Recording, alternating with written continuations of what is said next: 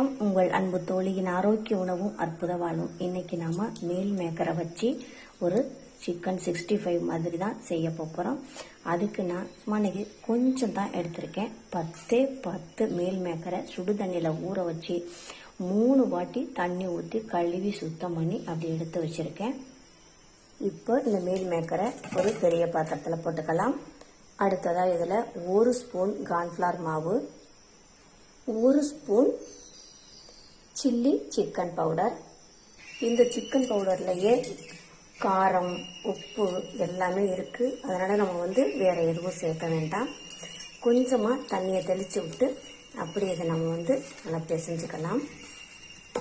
இப்போ இது ஒரு 10 நிமிஷம் அப்படியே ஊறிட்டு இருக்கட்டும். ஓகே, 10 நிமிஷம் ஆயிடுச்சு, நல்லா ஊறிடுச்சு. இங்கே கொஞ்சமாக ஆயில் விட்டு அதுவும் ஹீட் ஆகிட்டு இப்போ நாம் ஒவ்வொன்றா எடுத்து எண்ணெயில் போட்டுடலாம். ஓகே, எல்லாமே நல்லா சூப்பராக வந்துக்கிட்டு இருக்கு.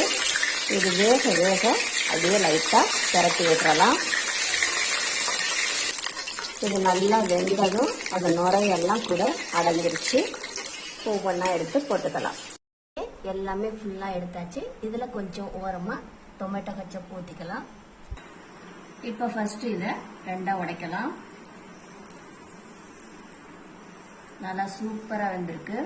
ஃபர்ஸ்ட் சும்மா சாப்பிட்டு பார்க்கலாம்.